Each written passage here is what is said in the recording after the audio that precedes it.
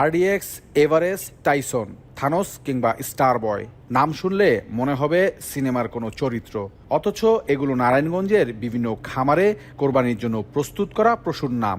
শখ আর ভালোবাসা থেকেই আদরের পশুগুলোর এমন ব্যতিক্রমী নাম রেখেছেন খামারিরা। কোরবানির ঈদ যত ঘনিয়ে আসছে ততই ব্যস্ত হয়ে উঠেছে জেলার খামারগুলো।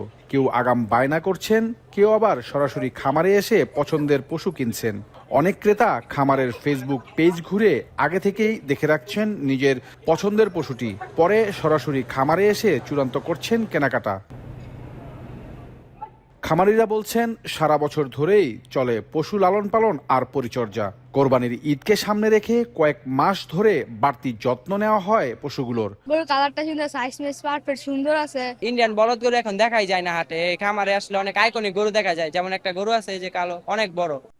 জেলা প্রাণী সম্পদ অফিসের দেয়া তথ্য মতে এবছর চাহিদা 1,03,047টি পশু, প্রস্তুত রয়েছে 1,13,754টি, উদ্বৃত্ত 10,760টি।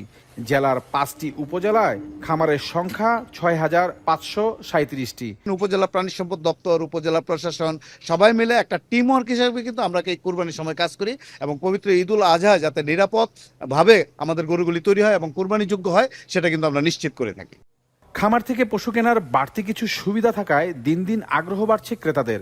হাট থেকেই গরু কিনতাম সব সময়, তবে বেশ কয়েক বছর ধরে খামার থেকেই কিনতেছি গরু। খামারে আমরা আগে কিনি, খামার রাখে ঈদের আগ পর্যন্ত এবং লজিস্টিক খামার বাড়িতে পৌঁছে দিয়ে যায়। চাহিদার তুলনায় এবার নারায়ণগঞ্জে কোরবানির পশু সরবরাহ বেশি থাকায় স্বস্তিতে রয়েছেন খামারিরা। আর পর্যাপ্ত প্রস্তুতি ও তদারকির কারণে ক্রেতারাও আশা করছেন এবারের কোরবানির বাজার হবে নিরাপদ ও লাভজনক। এমরান আলী সজীব, এখন নারায়ণগঞ্জ।